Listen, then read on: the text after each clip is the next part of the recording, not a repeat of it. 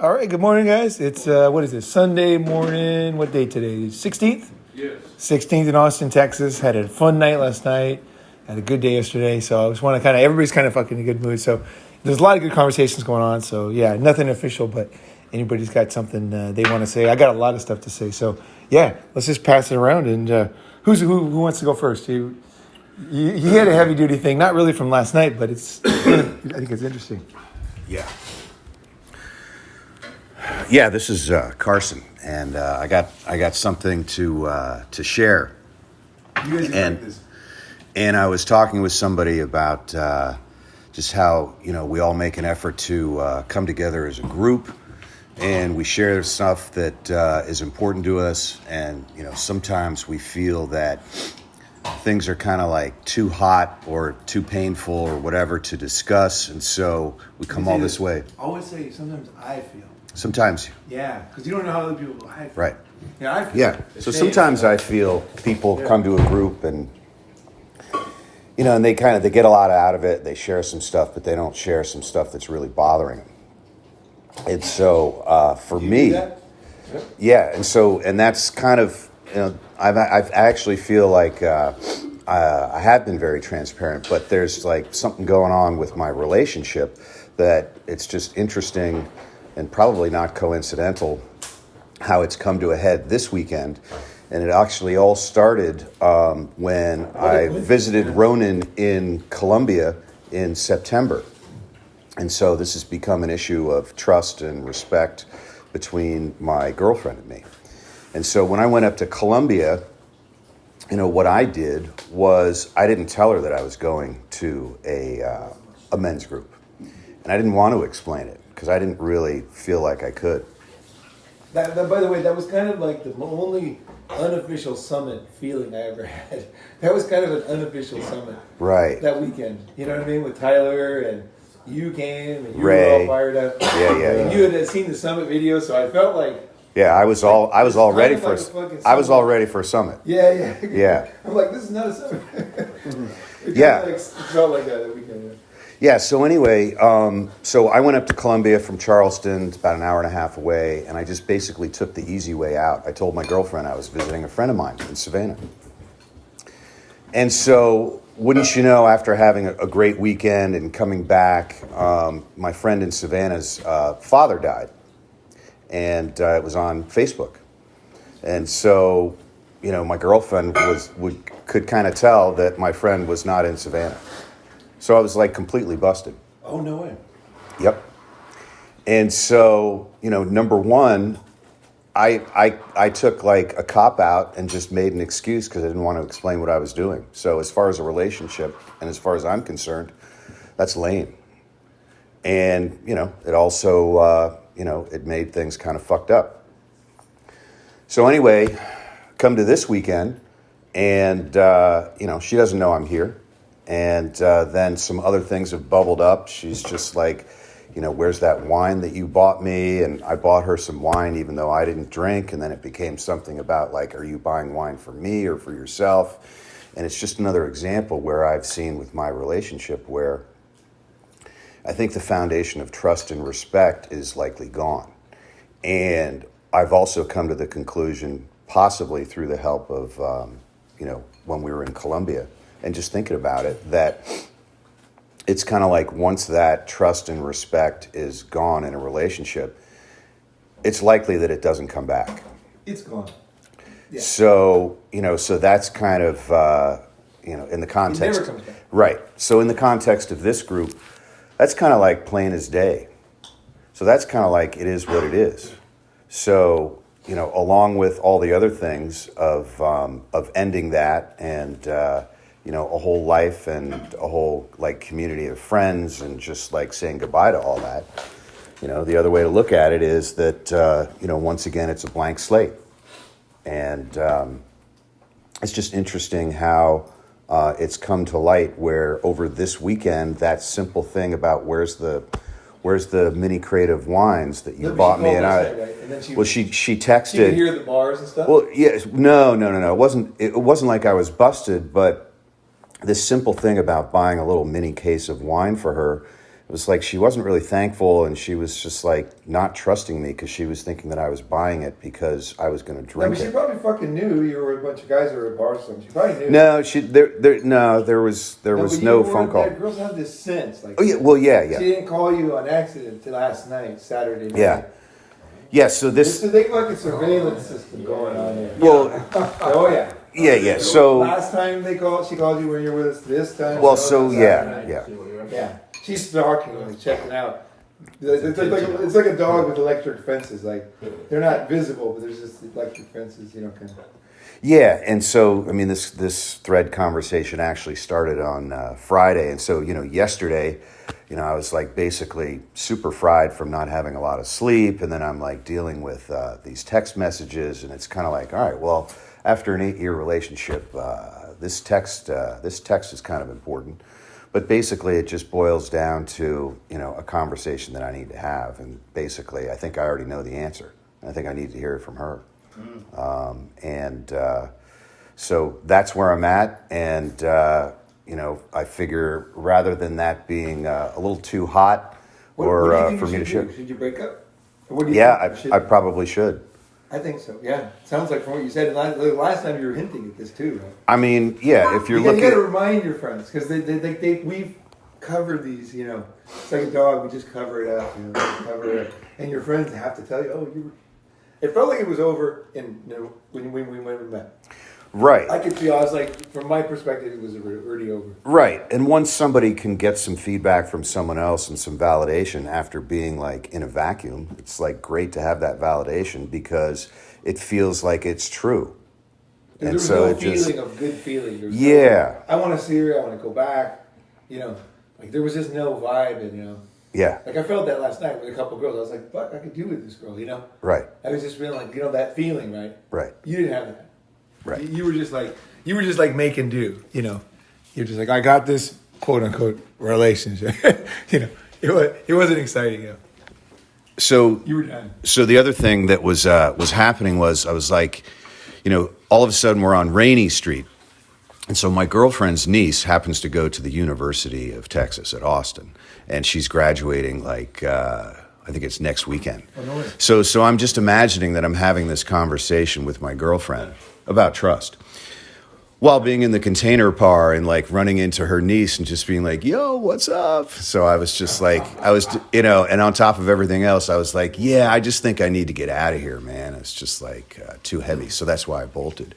But I kind of had a lot going on. So as I was sitting at this table at the container bar near the entrance, watching the kids stroll in and surrounded by the faint smell of vomit, I was just like, I think I got to bolt. And so I did. That whole thing of trust is such bullshit too. Because the thing is over. It's dead. It's like you got a dog and the dog is just there. It's just dead. And you're just like, I got to respect this dog. I got to do this. I got to do that. It's like the dog is dead. Like there's just, it's sad, but the dog is, it's already passed away. It's finished. So it's like this idea of trust. There is no trust when things are done. It's over. Like it's already you're just finding ways to end it, right? It's like a sticky lease or something, You're just trying to get rid of it, So there's nothing to beat yourself up. When something's dead, that's what guys do. They hang on to these dead things, and then they basically spend their life going to reading books and getting advice about how to like show respect or whatever, to bring the dog back to life, or like what is that the Russians do with they inject it with they got Lenin's body in Red Square, and they got Mao's body. What is that called when you embalming? Oh. Is it embalming when he still looks like he's the same? Formaldehyde, yeah. Yeah, formaldehyde, where you can go visit the body in glass and stuff, and it's just there. It's like we got this dead thing, and we're just like trying to keep it to look as live as we can, And it has to be under all these chemicals and glass, perfect situations, and it's just for everybody else. It's totally dead, and it's like we live our whole lives like this. This is why it gets so complicated in relationships, because it's just over. It's just so fucking over, and you're like trying to make it not over, and it's over for her, it's over for you, and everybody knows it's over. Your neighbors are over, and it's just like everybody's just kind of over, and everybody's trying to think of ways either to make it work or discipline themselves to pretend like it's not over, like to talk to the dead body like it's normal or something, Hey, how's it going? What are you doing there? and the body's not talking because it's just not dead, alive, So I think that here's the thing is I think from our perspective as guys, we're like, we feel a lot of pressure to do this, and we think that somehow we don't think about the girls' perspective. Girls are, I think, even to me, I think girls are even more extreme on this than me. They really see when it's over. I really feel like women really know right away. It's just a moment. They know it's over, done. Whatever was there, that kind of spark or the fire was just starting. It was just done, and somehow women can just, I think. I don't know. I guess it depends, but I would say the main point is that we are better at lying to ourselves, and like reading books about trust and all this bullshit. There's nothing to trust. You don't have a relationship anymore. You know what I mean? Like you can do whatever you want. You just go to Container Park and meet new people, fucking have fun, and that's the best thing you can do. Is to keep yourself in a good state, right? And be the best you, right? And then something good could happen from that, right? Whatever it is, who knows? But something good could happen, whether it's better career, better job. You might be able to help her out later. Something, you're being beat up and beating yourself down over something that's fake does not help her, does not help you. So I think a lot of it for me, the reason why I just see it, it's just so dead. I'll just look at girls and there's that song that it's too late, It's like that Carole King song. It's just fucking too late. It's just like, it's over. It's too late. We had something and it was gone, And so I think that's, if you can just get that black and white, simple mindset. And I know that people are going to say, oh, don't be black and white. The thing about black and white is you don't want to be black and white on things that are not black and white. Right. That's the thing, But some things like the dog is alive or he's not alive. You know what I mean? That is as black and white as it gets. The dog is totally alive and he's totally not alive. And relationships are the same way. So once they're totally not alive, it's like, okay, just whatever you do, however you do, it doesn't matter. It's not about like advice on what to say. It's just like, you got to know it's dead and it's not coming back to life. Things don't come back to life once they're dead. That's it. The whole analogy works perfectly, right? So you just say, okay, now that it's dead, how long am I going to live with this corpse? How long am I going to pretend like this corpse is fucking alive? It's not alive. And it will never be alive. And I can have tons of friends and family that will pretend like it's alive for me. And I can go about that way, but that's not going to be very good, And then there's all these like people who take your money to, revive it. She can wear new clothes and this and that. But the thing I always remember was this one study of cows. It was very interesting. They had the cows, and apparently cows have sex a lot, right?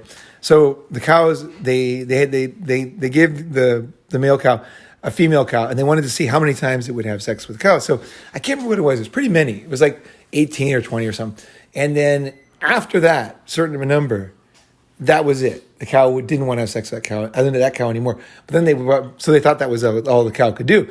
But then they brought other female cows in, and then sure enough, the cow went on with his other female cows, no problem, right? And then they took the other cow, the first cow, and they tried all kinds of things. Like they put wigs on it, they put different smells of other cows on it. They did all kinds of things to try to trick nature, And they did these tricks had never been tried. This is probably the only time in history this trick's been tried. So that cow did not know these tricks. It was just total instinct, And the cows, they don't look that different. They smell, they got a different smell. The cow would not have sex anymore with that cow. But as soon as you brought a fresh cow in, a female cow, he would just go right in, right? And so I think that's kind of like very good analogy of we are also like that, right? But we can pretend like we're not, but we are, and they are. Part of like female nature is like really harsh, right? For us. But we're also very harsh. But a lot of us don't really, we take the blunt and then we don't really be ourselves. Be yourself. Let them be themselves too. I personally think any woman listening to this, is that women really appreciate, to me, I really have found this to be true, is when I see things are dead and I can just say it. whether it's my relationship or anybody else's. I just say it. And girls are like, oh my God. Because so many guys, they act tough, but they don't see reality. And women really like that. There's a sense of trust that this guy knows reality. Like, and you can do something with that. Like, you can have an interesting conversation. When you say this thing is dead, it's not coming back to life. And they'll say all this stuff. And then I'll say, well, when things are dead, I found that I wish they would come back to life. I wish it would work, but I just don't find it to work. And the girls will be like, I know. Like at the end, they'll just be like, I know. It's like dead, it's dead. And then I would be like, and then we can actually look at each other just like, kind of like we both don't like the way it is in a way. Like we wish that things could be the way that they are in a book or in our minds, that we think we want that, right? That's why the whole idea of marriage is so dumb, because it's like, it could end at any time, and it just ends and it's over and that's it. And it's just like, you know what I mean? Like, I don't get why it's all dumb. Just see it, know it, be it. I think that there's a deep appreciation for quality females is to want to be around somebody who is in reality. You're not trying to prove anything. You're just there in the moment, and almost like that feeling of like honesty and ability to talk about it, right? It's almost like they want to fuck you one last time just to like, because you're appreciated that it's over. That doesn't mean you can't have sex again. You know what I mean? Like, you're just like, yeah, it's fucking over, And it should be like, God, because they can trust a person like that. Because there's a wisdom and there's a sense of knowing. But it's not any kind of, you're not trying to prove anything, or you're not, I'm going to get one over, she's going to, I'm getting over me. It's not like, you're not being beaten down and you're not, you know what I mean? It's just like a sense of, everything, I see, and that's it. If you can get that out of this and absorb that, it'll be so easy to do the right thing, because once you really absorb it, you'll go back and look at her and you'll just like, all these images will come up. You don't have to make a big decision. You don't have to get motivated. Just go back. Don't say anything and just look at her, and she'll be angry at whatever, the phone call or whatever, but just ignore that, because that's normal. She's just going through whatever she's going through. And then you just look at it and you're thinking, this thing is dead. Like for her too, like she's trying to like whatever, but it's like dead. And then when you kind of feel that, when you really feel it, she'll feel it too. And she'll be like, something's changed, something's changed. And then you can have like an honest discussion at some point. And it's just beautiful, because it's like, you both know. It's not like, see, the thing is, you got to be wise, right? I'm not talking shit. You got to know it's dead. So if you really know, you'll just look at her and she'll break down too. And she'll be like, yeah, it is over, And there's nothing to say. There's no reason to have a big fight. You don't have to put her down. You don't have to do anything. You just, okay, yeah, we did good. It's like that. Just put on that song, It's Too Late. It's a great song, because she's not angry. She's just saying, we had something and now it's gone. And she was kind of telling him what I'm telling you in that song, right? And that's not, I think, not many, that's really like pretty meaningful, right? She wrote that in the 60s, right? And she wrote that, right? Carole King writes these songs. She didn't just sing it, she wrote it. She was a great writer, right? And she knew how to describe, she knew how to capture those stories that I'm talking about. So this is not like some new wisdom. That song, she already did everything I said. So, but it's just like reviving and telling you again that song, that story. The reason why art exists is because you're kind of telling a timeless story that no one tells, or a timeless story that is painful, but no one wants to really kind of, But I would say that the thing is in my life is, okay, yeah, there's going to be things that are not fun, right? It's not fun to find out that the relationship is dead. And that there's a lot of, maybe, like for me, usually there isn't, but often there's like a lot of entanglements for a lot of guys, because they didn't know that it could die. Like, people don't realize that a dog could die. They think the dog will live forever no matter what, just because of words, or because of contracts. They think, well, that dog will just go on forever, right? And so they just make all these financial commitments and everything. And then it's like, you got to know, right? It's just like, it could die, right? It's just, so don't, be careful, right? Man, for her too. That's the thing.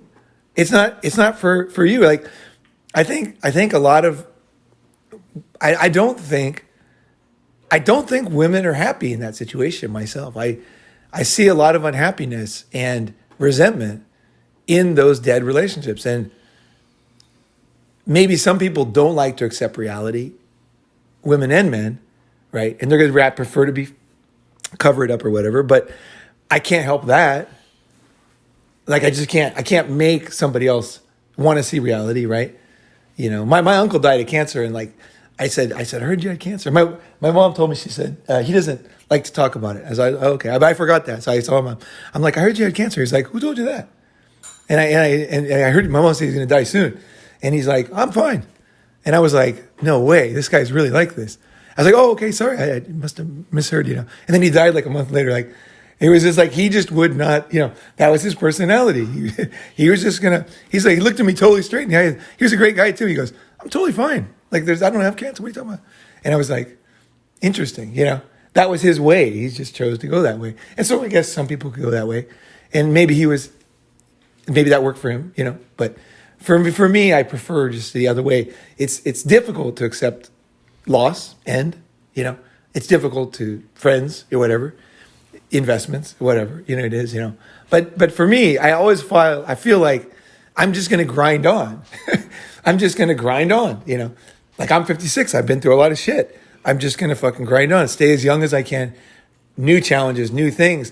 And I think that's what life is. That's to me what life is. It's just kind of like, you just kind of accept something difficult. You go through it, you figure it out finally, and then you move on. And there's always something, life always brings something new. You know, it's just like something new comes up that you didn't expect. And then it's like, whoa, something cool, right? So like last night was kind of fun because we were walking, and then I was saying we should go to Rainy Street. And everybody said we should go to 6th Street. But I don't like 6th Street. I think I don't like it. Bad vibe.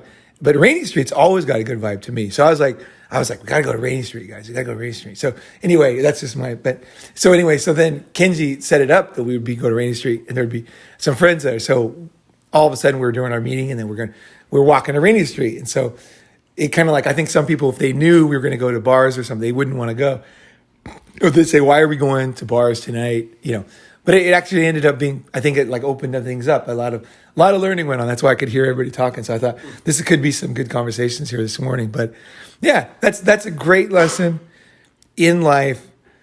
And it's like you're telling yourself, you don't have to say anything else. From now on, it's all inside you, right? It's all internal. It's not words, it's not what to do, not what to say. It's all internal.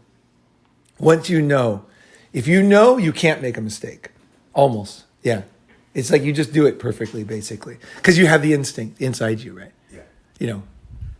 Yeah, and I already see that conversation, and that's some of the stuff that I've been thinking about over the last few days, which is just like, it is what it is. And I'm actually excited to bring this to resolution. Good. And I actually summit, do that part. Yeah. Yeah, that'd be good. Yeah, because I actually think that like it's kind of the right thing to do, because you can't just have a relationship where two people are just kind of going through the motions, but really you're in limbo. And so I think, you know, so yesterday I'm like, you know, writing a text message, and it's just like, I'm basically challenging her. It's like, you know, you need to tell me what you feel about trust and about respect. And so hold on. So basically, yeah, I mean, I'm looking forward to having this conversation in person, because I don't really want to do that whole conversation by text. But I'm looking forward to doing it because I think that it's the way for me to have respect, and it's the way for me to be real, and that's the way I want to leave things. And I am looking forward to that. The way I kind of do it in those situations, I'll just say, hey, look, you're a super nice person. And we had this thing, right?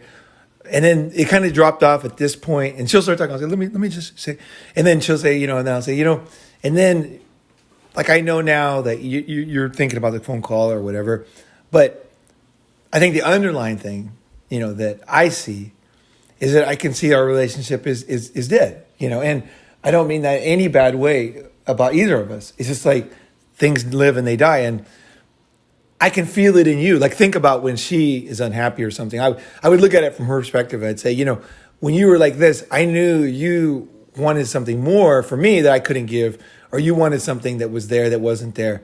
And I could see that. And I kind of wanted that too. But then, you know, kind of like you look at her perspective. Like, it's the guys, here's the thing. the thing about guys is they're so dishonest. Guys are so fucking dishonest when it comes to this kind of stuff. They'll come to someone like this and they'll go and they'll break up with the girl. You don't have to break up. It's already broken up. You don't have to break up with a dead dog. You're a fucking dead dog. You know, that's the thing. The dog is dead is what I'm saying. You know what I mean? You can feel it. You don't have to be aggressive. You don't have to be accusatory. You don't have to go over the conversations about trust. There's nothing. It's over and it's sad. Funeral time. You know what I mean? It's funeral time for the situation, right? That's for me. And you know, like when I do that, like when I come in with that perspective, you're not coming in like I could feel you coming in, like energy coming in. You don't want to be coming in. You're there, like in a funeral mode. It's sad, you know. It's sad that these things happen, right? But they happen, and there it is, and you see it. It's really obvious to you, and people they'll be in their own state of either disbelief or maybe if they are religious, they might think that they can somehow there's some higher power can come in and really fix it for them, you know. But it doesn't matter if you're religious. It doesn't matter if you're not religious. Dogs still die. Like dogs die and we die, right? In this planet, on this planet. And it's like the same struggle is to accept loss. That's it. Accept loss and be honest and transparent about it, right? You know, that's it. And so when things happen, I hate that fakeness. Like, for example, I'll just say this. I've never said this. I've never heard anybody say this, but people have such a difficult time saying goodbye. I just don't understand it. Because when I see people, like I'll be traveling, because I travel a lot in my life. So I'd go to all these countries, I meet all these people, and everybody would always say to me, you know, I was like a young man, and they'd say, we'll meet up somewhere, you know, I'll see you. And I'd be like, oh yeah, you know. And then I would just and then I would never see them again. I think that's so weird that we said that. I would be like, I'm not such a student of life, so I was like watching, I'm thinking, it's so weird they said that, and I said that. Like, cause like the odds of that are so low, like, that's interesting that I did that. And I would do it again. I would watch them. I kind of watch myself as if I'm watching like another person, like a movie or something. And I'd be like, I'm saying this and they're saying this. There's something, what is wrong with this? And then, you know, finally I realized that what it is that people don't like to say goodbye. You know, they just don't like to say goodbye. So they will say anything except fucking goodbye, you know. And I think like be able to say goodbye is a very important skill because you can say goodbye, right? A real goodbye. And then meet them again. It could happen because you don't know, right? Like strange things happen in life, but it's important. Like most people spend their whole life without ever saying goodbye. And then people die and shit, you know, and they never see people. They move to new cities and then they never say goodbye. They never say anything. It's just this kind of like fakeness and everybody knows you're not going to see each other. And then you're like, what is wrong with this picture? What am I doing here? Next time you say goodbye to somebody, like next time you're in that situation, think about it. Just, you don't have to do anything new. Just like think about what I'm saying because this is so fucking deep. It's like, nobody knows how to say goodbye anymore. I don't fucking understand it. Why can't everybody say goodbye? Just fucking say goodbye, you know? And I understand. Some people don't want to say goodbye. One of my friends was dying of cancer. I visited him. I knew it was goodbye, but I knew he didn't want to talk about it. I knew he didn't want to say it. He's an older Japanese guy. He didn't want to say it. So I didn't do it. But I don't always do it. You know, I'm not going to like, if the guy really doesn't want to and it's not his thing, but I will in my mind, you know, I understood it was the last time, you know, I knew that. And so I said goodbye, but it was to myself. But so you don't have to necessarily say it to them, you know, but it's like, you have to know it's goodbye, right? You know, and then it's like, you can be free because if you don't ever say goodbye, I think that's why people stay in relationships too, and why people hang on to things, you know, and hoard things or whatever is because they don't have that capacity to say goodbye to things either, you know. And that's why they protect, I know in my hometown, they protect all these stupid buildings. They make them historical buildings. They can't say goodbye to the building. It's a piece of shit, looks like crap. It's rat infested crap fucking shack. And then they put millions of dollars into it because that's just the people that live there, nobody can say goodbye to this. I can totally say goodbye. I love the Chinese way. They'll just come in and just raise the fucking thing and put up a new mall, you know. And it's like, you know, there's two stories here, right? There's also You Don't Know What You Got Till It's Gone, right? That great song, right? And then there's also, you know, saying goodbye. So but a lot of things it's time to say fucking bye. That fucking shitty building, that fucking shitty shirt, that fucking shitty relationship that's dead. Just say goodbye to your friends when they go and you're moving away. Just understand things end. If you can't end things, you can't start things, right? So you have to you know what I mean? Like I always say, like pour out the coffee so you can get more coffee, a fresh cup of warm coffee. You have to do that. You have to be able to do that in your life. And it's not, again, you're not like, you fucking coffee, you're so fucking cold. Why are you cold? Like this is what guys do in their relationships, It's like they're screaming at the coffee. You're in the relationship with that person. It's not just her. You're in it, right? You've been faking it. You've been ignoring it. You're part of it, So you have responsibility too. It's not her relationship, right? Whether it's a friendship or whatever, it's the two of you. So you've been in it too. Your foot is dirty too, right? You're standing in the mud. So don't all of a sudden just be Mr. Truth Teller, I see that it is dead and you don't see that, like you're coming up from above. It's like you were part of this fucking thing until now. You finally saw it. Like some genius, you finally could see that the dog is not going outside and walking anymore. He's not, he doesn't call when you call. And, for years or whatever you've been trying to. So just accept that and then also be able to say goodbye, either to people or inside yourself. And this will clean the slate for your life. It just allows you to clean stuff out. And that's the thing. That's the forest, right? The tree falls down, it dies, and then it turns into mulch and it becomes another tree, right? It starts growing another tree. And we're like these dead trees all over the place, not wanting to fall down, and nobody not telling anybody. And then the forest just isn't natural. It's not healthy, right? So it's part of the healthy process, what I'm saying. So just let it be. A dead tree is not a bad tree, right?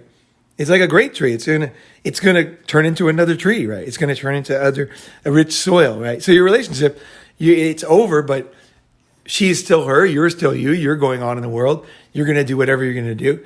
And that's good, even if you're 70 years old, people think, oh, when I'm old, they can't break up. Fuck, of course you can.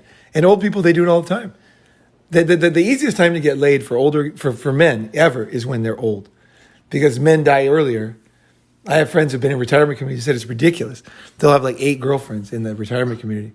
Yeah. They have to clean cum off the fucking bathroom floor all the time. Yeah. Oh, yeah. It's the truth. Ask anybody who went to retirement home. They will tell you what I'm telling you. The more sex in retirement community ever. It's guys will have 8 girls and everybody knows it, right? And all these women were like loyal wives and their husbands died. It's just the way it is. We end winning, right? Guys do. As long as you stay alive, you end up with odds way in your favor. So it's totally fine to break up. It's totally fine to walk. It's totally fine. Things are going to be fucking fine, I'm not in retirement community, but I always think I think it's so weird because you think of the prom queen who ends up getting all the money and then she's old and then there she is. She's the same person, right? Now you're old too, right? So it's a thing, but this high quality fucking one that, they're all over the place and they're just sitting there and nothing, they're looking for new things. My friends that were old and they tell me, it's really interesting how life turns around, right? So don't worry about it. Don't be afraid of accepting the truth.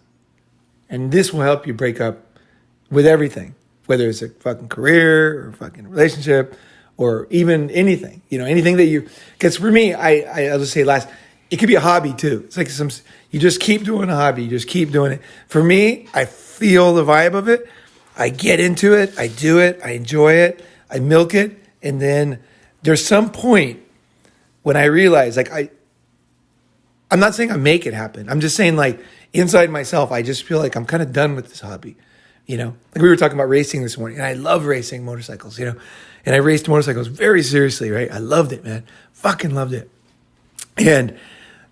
But there was just a point when I won't tell the story now, but there was a point when I just kind of realized that it was over, and then I sold my bike and got a scooter, and I've ridden scooters since then, and they're great. They have a lot of space in them and people see me in the scooter. They don't know I used to race a very fast bike, and I don't care. I'm on the scooter.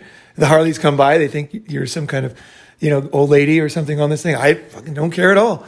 To me, I see them as total losers because Harley's a pile of shit, fucking 1960s technology death machine to me.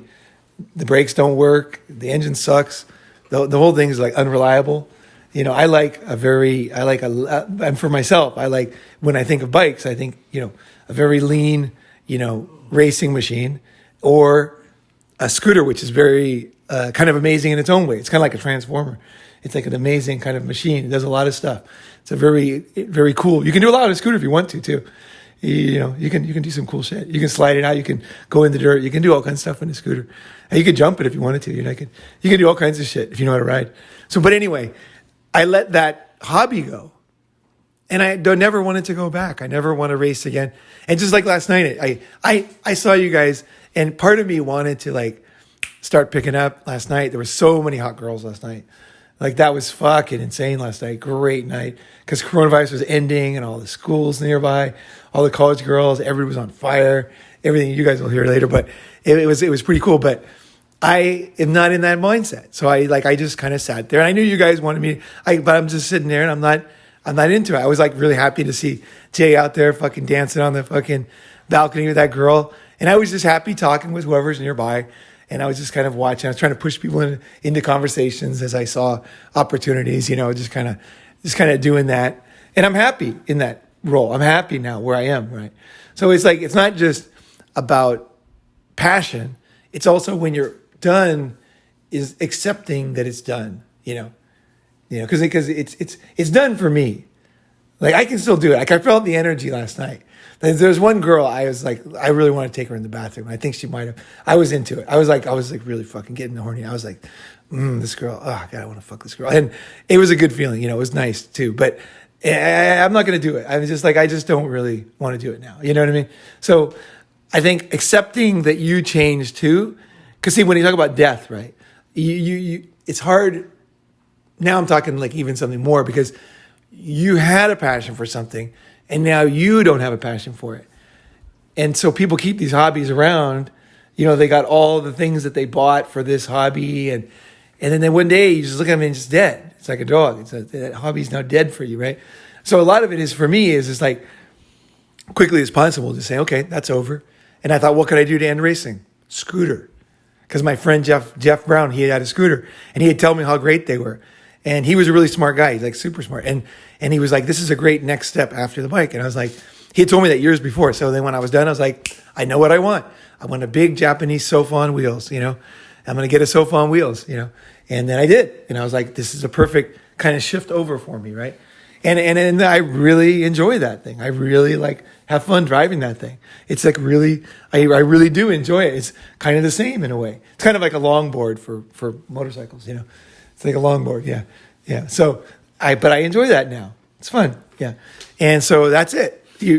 Not only do you say goodbye to other people, you're saying goodbye to parts of yourself, and you're using it as an opportunity to go into something that will give you, that you find a passion in now. So it's like the tree is regrowing, right? At that stage when I'm riding the scooter, because I'm totally happy on it, right? And I really enjoy it. And it gets like 50 something miles a gallon, which is great, And people love to ride on the back because there's big handles, It's a big comfortable seat, It feels safe, You got the big like boards for their feet, not little pegs, On my racing bike, it didn't even have a seat on the back. It was just like hard plastic. And the girls would be up in the air, like way above me, because the seat was higher in the back. And then they'd have their feet on these little pegs. And they'd be, hey, come on in. They'd be leaning on. It was like so sketchy. And now they're on this like huge thing, like relaxing at the back. I had a girl fall asleep on my scooter, She was like having so much fun. She was so relaxed. She fell asleep like twice. And I'm like, you're going to fall off the back. Don't do that. And she's like, but it's so comfortable. So, so that's the thing. It's like the whole cycle's there for you, right? Your whole life, everything in your life, the clothes you wear, the haircut you have, the relationships you have, the furniture you buy, the way you think about fucking things. It's just like, let these things run their course, let them go, and then be the kind of person who knows that there's something good. Like when I let the bike go, I didn't like say, oh, I'm going to be miserable now, right? I'm going to ride a terrain, I was like, no, I know there's something, but I didn't know what it was. And then my friend Jeff, you got to have smart friends, because your friends will kind of know where you're at and they know what you want. And Jeff was like perfect that way. Because I'm like, a scooter? Like, are you serious? And he's like, no, I'm serious, a scooter. I'm like, what? Like, I just totally couldn't get it, and he's like, no. And he started telling me the benefits of a scooter. And I never thought of a scooter. Like, I had never considered, I never even noticed them. You know what I mean? I was like, what? And then it was like, and then he described it with such passion, and I was like, okay. And then, so that was perfect. So it wasn't just me. It was also that smart friend. Sometimes you won't know what's going to be next for you, right? So you need people who can be there, give you that advice, that spot on, right? And you're open to it. No one's going to tell you if you're not open to it. If you're lying to yourself, nobody, So I don't want to go on, but that actually is a beautiful thing right there. Fucking so beautiful. Because you're not angry. You're not angry at the coffee. You're not angry at the bike. You're not angry at the girl. You're just accepting. You know there's something better for her and you. And you're going on. And you know that with the confidence, right? You know there's something better for her. Because it's bad to be in a bad situation. She's in a bad situation, right? Just from her perspective. If she was here, right? She's in a bad situation with you. She needs to get out with this. She doesn't need to be with somebody who knows that it's over, right? Like that's a kind of fake thing for her, And the longer you put on that front, the more she'll go through pain too, right? Your bike doesn't go through pain, but people do, right? So it's kind of up to you to kind of like let it out, And you don't have to say anything sometimes. A lot of times, in that way, I'm very Japanese because sometimes you don't say anything. You just look at them. And they know I'm serious and they're like, damn it. They know kind of what I'm thinking. Like I can almost like, they know like, they're like, you're not doing what you did before. You're not. And then they're like, fuck, what happened? And they're like, come on, tell me, And it's like, And she's like, yeah. It's been so great being with you. You know what I mean? So you can even talk about the good times. Like that's what I'll do too, is I'll say, I might even say something special. Like, like if they were like good at something or there was something special, I will say, I had this one girl, she was really funny. She would take pictures of me. Just like she had like crappy cameras and everything, but she always took the picture at the perfect time. Like I'd be like, sleeping or whatever, and she'd say something, and I'd look over, and then she would take a picture, and she always got me in that moment. It was like amazing. I'd be riding or I'd be walking, and she would just catch me at that moment. She was like really like a sports photographer, like hundreds of a second. She'd catch me right in that moment, and the pictures she took were very unique, right? And she had kind of a shrine to me actually in her house. She had like hundreds of pictures taped on the wall, and my picture and everything, and it was like all those pictures were like super unique. I wish I would have got those pictures because they were really great pictures, but. Anyway, when I told her that, I was like, you have this ability to capture me, and I was really appreciated that, So I'd say something, because that was always interesting. I never really said it, because I always thought it was weird that she had a shrine to me in her house. Like I always thought that was kind of weird. So, but that aside, it was a very interesting shrine, And I was like, wow, that's so interesting that you have that capacity. I just have never met a photographer like her. You know what I mean? So I told her that. And that was good. I think that was a good thing. I think it's not all bad. You were in it. You know what I mean? Like, it's not like the dog never lived. You know what I mean? So I think that whether you say these things or not, I think that your attitude, right? So many guys are just basically such idiots when they break up. I guess this is what I'm saying, is that every guy talks tough, but if you talk to girls, this is one thing you can do. This is the interesting thing you do. You go to girls, right? Like last night, Rainy Street, you say, hey, what are the weird fucking, like guys talk tough, but what are the weird, like passive aggressive, secret hidden, lame things that guys have done when they broke up with you or to you? And you'll be like shocked when you hear, because there'll be all the stuff you hear in the MGTOW channels that girls do. And there'll be guys that are doing it to them. And they'll tell you like specifics, you know what I mean? Like I was at work, he came in, he did this, they'll tell you, like they're not just talking some book, they'll tell you. And you'll realize that guys do a lot of stuff that's really fucking lame. And especially when they break up, and then you'll start thinking back when you broke up with girls, right? So you can lie to people and that's fine. And you can lie to yourself and that's fine. But it still doesn't make the dog, you know what I mean? It doesn't change anything. So part of it is just, seeing yourself too, right? Red pill, again, it's yourself. You're the only one that you're going to carry around with you, right? So I can look back at my breakups and I think, when I was younger, I did some pretty lame things, like definitely, and I was thinking back, but I was young too, I was young, but I did a couple girls I really liked. I did some pretty lame things too. And I can think back to those. So if somebody does, see, here's how you not get on your high horse in life, is that you see yourself. This is what I'm trying to get you guys. That's what I'm always saying. Like the other channels, they don't do that. So it's so easy to look down on everybody because you don't see yourself. You're not honest with yourself. You're not talking, like the channel, they don't interview their old girlfriends, and they're not having like their best friend interview their girl and say, like, what did he do that was like super lame? Why did you do that? And it'll be like, well, he fucking did that. And then you're like, oh, you know what I'm saying? Like, I'm not saying girls are blameless. I'm not saying any of that. You guys know my female nature videos are brutal. I'm not saying that. Those videos are awesome. Those are some of my best videos. And there's some real insights in those videos. And I could probably be doing on men, for women. But the thing is those videos are true. But at the same time, like, you just have you. Luke has Luke, right? Joel has Joel. We're going to just go about our lives. So when are you going to admit and start to accept and then improve yourself? Because you can cover shit up, but I personally don't like to be around people like that, because it just, to me, it's just I can see it. They're lying to themselves like all the time. And I just get tired of it, because it's like, I don't want to do that anymore to myself. You know what I mean? It's like being around a bunch of people who are like abusing something, They're just like gambling, and like, I had a friend who's a gambling addict, We would go to dinner. He would lose like $200 before dinner. He would go before we went, right? He would charge this. They have these cards in Vegas. He would charge it for like $500, and then he would come with the card, and then he would just stick it in the machine. And I would come to dinner, and I'd say, I have to go to the bathroom, and he would sit down at the machine, start playing, and then we would come back, and then he'd say, oh, let's go eat. So we'd eat, and then I'd say, how much did you, and he'd be like, oh, because he had the cards, I couldn't see them. I almost thought he was not gambling with money in the beginning, because I don't gamble. So I literally didn't know what he was doing. I thought maybe it was one of those ones who were just gambling without money. And then, because I never saw him put the money in the thing, right? And then afterwards, he finally said, I lost a few bills, And I was like, oh. And then afterwards, he did lost a couple of bills. So it was like $500 he lost while we're having dinner, right? Because every time I would go to the bathroom, he would go out to the machines. And it was like, I was like totally shocked, right?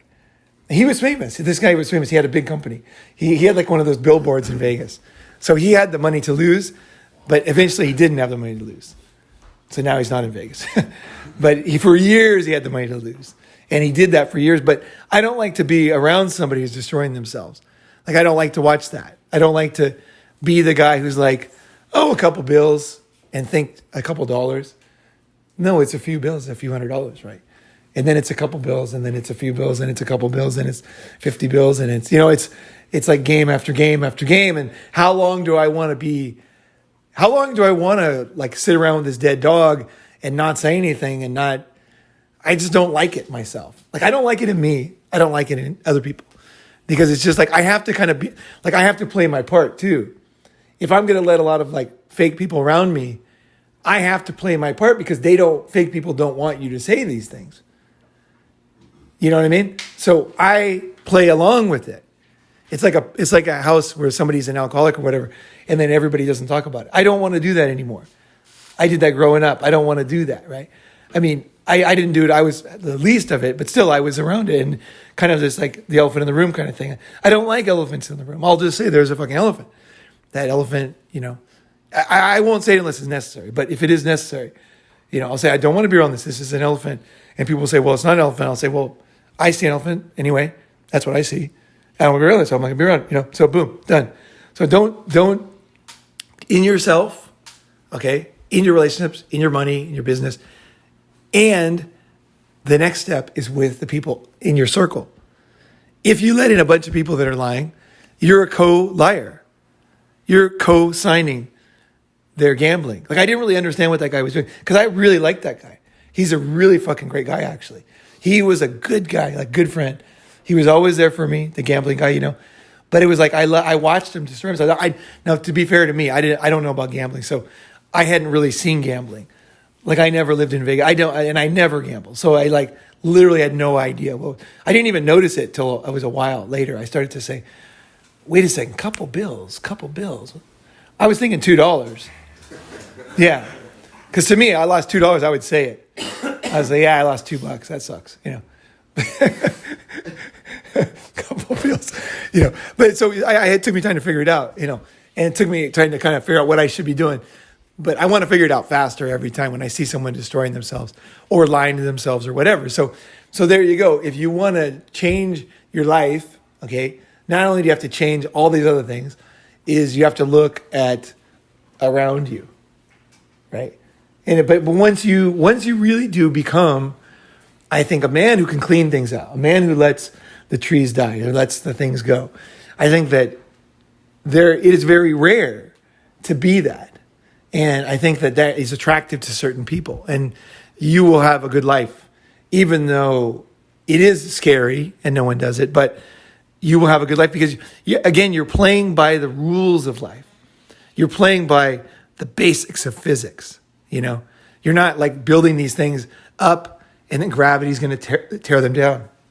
Right? You're like, you know what I mean? Like, what was that? They built all the idols in the Bible, and then those idols, they all fell down, right? It's because what they were describing there was the exactly what I'm saying. Is like you're trying to build something up against what is supposed to happen, and it always happens, right? So it's like, don't build those things, accept those things, and then you won't have as many people around you, right?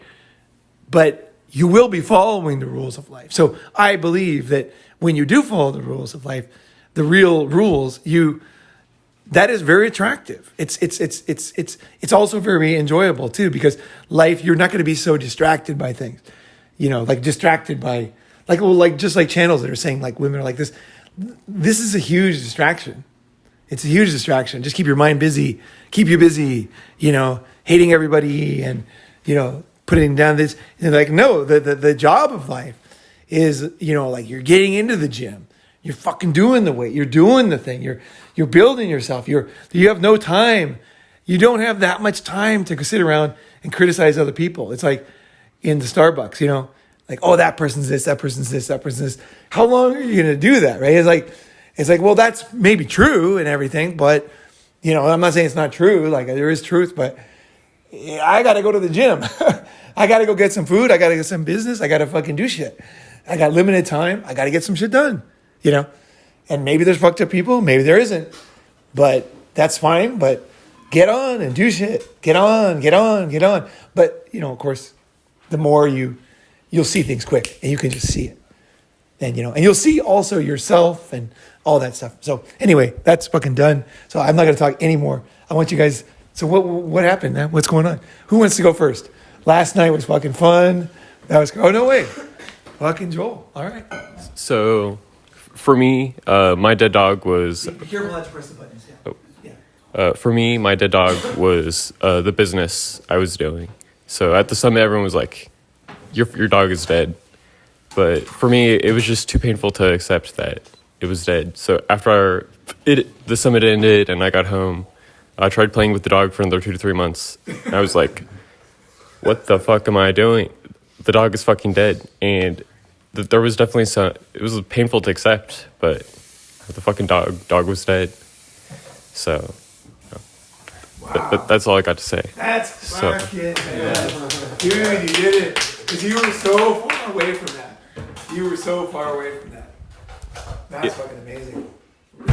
Yeah, speaking about the dead dog, I think last night was a huge funeral ceremony for me that I wanted to, like you want to order a funeral ceremony, you send somebody off. I think last night was a much needed funeral ceremony for me, to send like my dead dogs, more than one, like it's done, send it. What happened? I think it was just some like past breakups from past relationships when I was in Asia. So I think that was really much needed. You know, it opened my perspectives on the culture in the States. You know, so I think it was really good. It made me more confident, because usually the dead dogs was like, "You sure you want to do that?" You know, so I feel like. Were you holding on to those old relationships? Yeah, like yeah. emails and stuff, or Like the memories. oh, Yeah. inside your mind. Yeah, inside my mind. I Oh, think. that's even worse. Yeah. Oh, So. that's brutal. Oh yeah, it's super Yeah. brutal. So I think, yeah, there was much needed. So, yeah. Oh, that's a very good point. Yeah. That's a very good point because I'll just say real quick. I don't even grab it. It's a very good point because it's one thing to keep the relationship alive, like in real life, like he's doing, but you're talking about something even more insidious, where everything is dead. She said it's dead, and you're walking around totally independent, trying to keep the dog alive in your mind when the dog's not even there anymore. Well, You the know. dog's haunting you, right? Yeah, it's not even there. It's just in your mind. This is a very good point. This is probably more common than what I'm talking about, actually, and more insidious.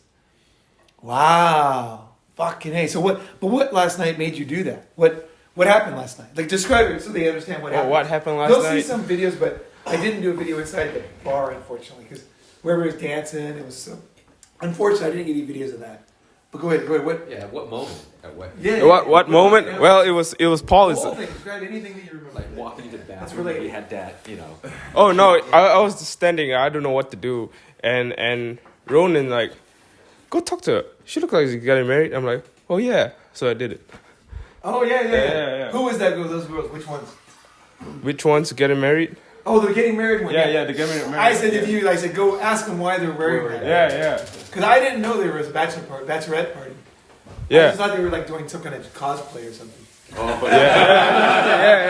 I'm not really American. Like I really don't know American culture. Like I really didn't know. Austin is actually a big destination for bachelorette parties. Oh, I didn't know that. Huge, the number one destination in America, believe it or not, for bachelorette parties. Really? This city. Oh. Okay. Cool. So did they come out on Sunday nights? I have an email. You want to email her?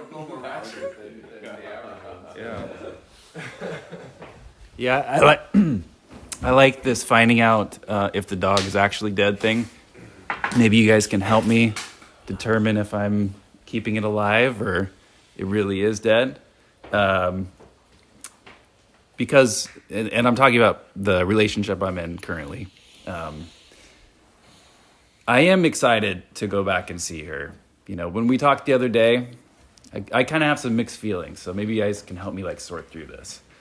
When we talked the other day, like we were fighting, I'd come in here and I told her I'd call her or let her know when I got to Austin, right? And I didn't until like midnight. I texted her and then she was pissed I didn't call her. She said so we had that fight. And the next morning we were talking about it and you're like, what's your gut feeling on it? What do you feel right now? I was like, man, she's a pain in the ass. I should probably let her go. And then I've thought about it since then as well. And, you know, we do have a lot of good things going too. Like I'm excited to go back and we're going to do a road trip and go mountain biking and camping. And so give me some things to determine if the dog is like sick and just it. Yeah. Okay. Here we go, Chantan. Yeah, I mean, it's really cool to be with somebody that you can have fun with, right? And you're going to do some mountain biking and go on this road trip. Do you think you can go on this mountain biking road trip without a fight or like some kind of her bringing up like random bullshit that doesn't have to do with the trip? You know, like that's like a... You're anticipating it's it. Yeah, like... And you know it's true, right? It's going to happen. Yeah, sometimes... Yeah, it's brutal. Sometimes it's like, you know, dog's not dead. Dog is bad. Dog needs to be put down. It's got rabies. You know, like that. You know, this is brutal. I'm sorry, I'm the one to say this, but yeah. It's hard. It's hard for even me to say this. Yeah. Yeah. My basic, okay, when I'm not sure. Here's what I do. And this always works for me.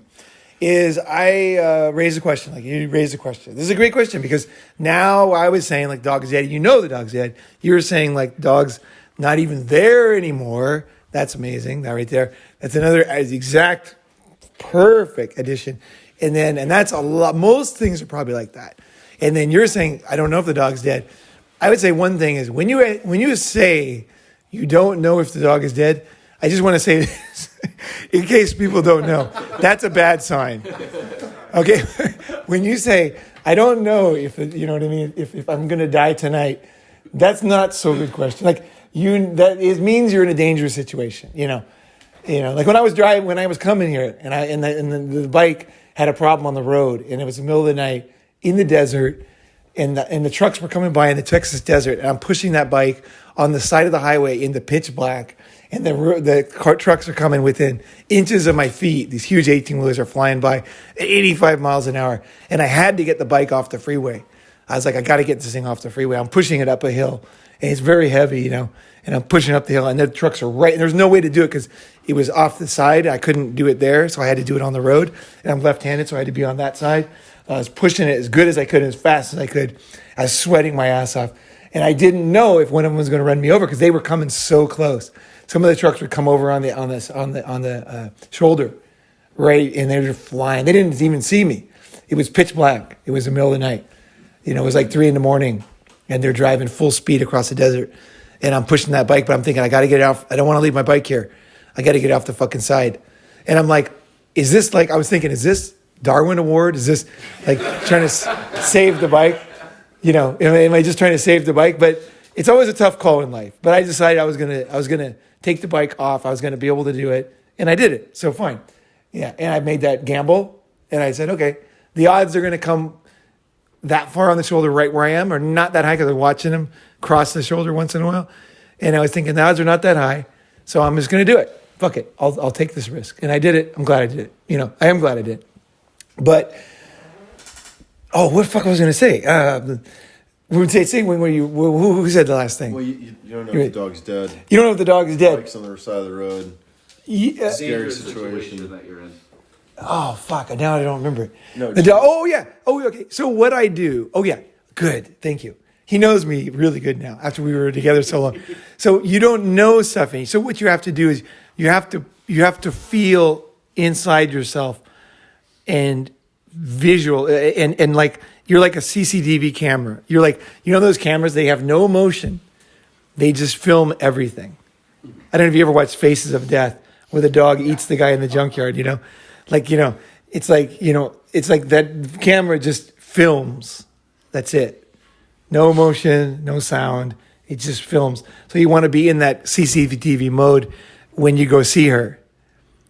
And you're there and you're watching from the camera of the carnage or the situation, so you're like, imagine the camera's like over in the corner watching this, filming this, right?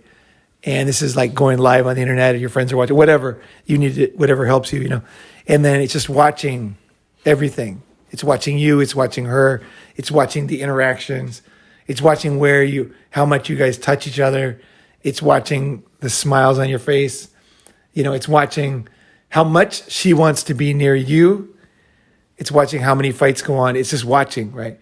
It's just watching. And just have that next time when you go. So you don't need to decide here at the summit. You just watch when you're with her. That's the best, in real time.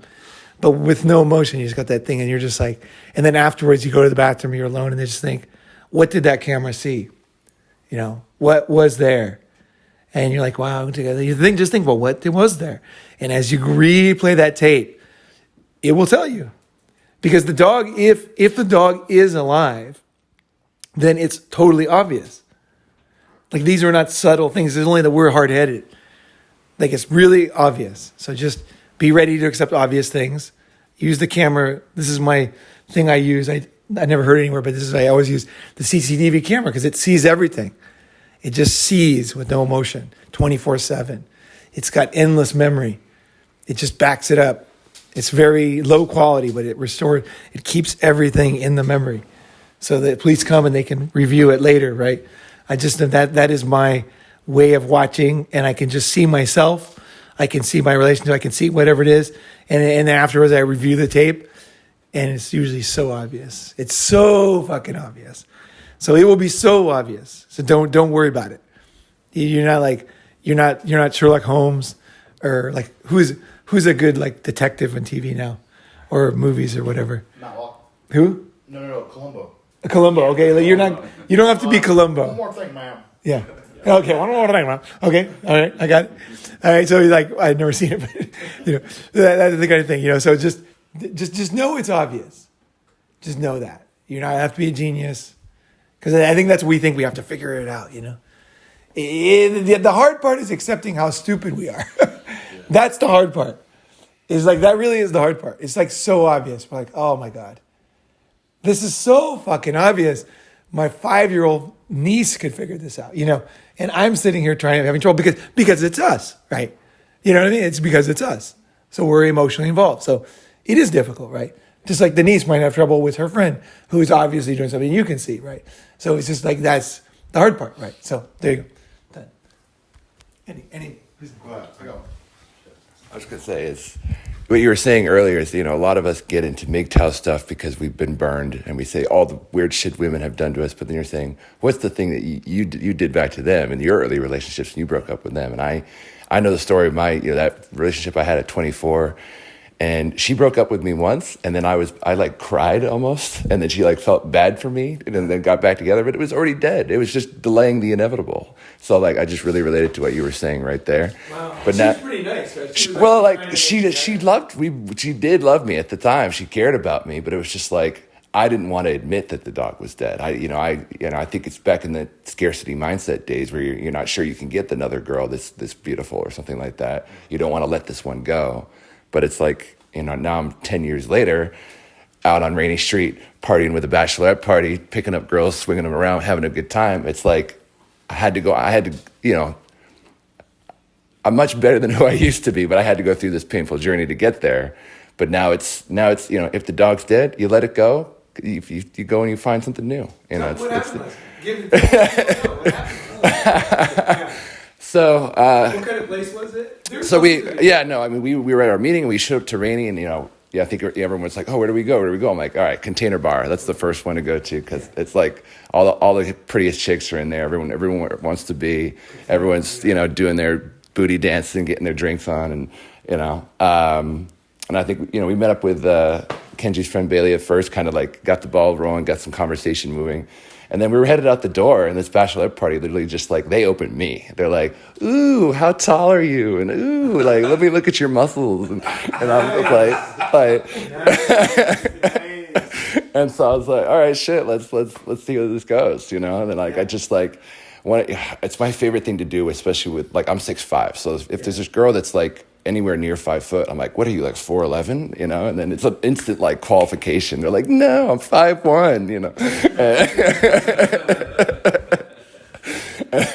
and then I'm strong enough I could just pick them up and then they just melt in your arms. It's like and then the bachelorette parties they're on some scavenger hunt to like, oh, I have to kiss a bald guy on his head and I have to request a song from the DJ, and like we're just helping them fill out all their shit and have a good time for their party. And I heard you made out with her. Yeah, no, I was making out with this little tiny Indian girl. I was making out with her all night and got her number. I'm gonna see her in a couple weeks, so it was a fun night. Yeah.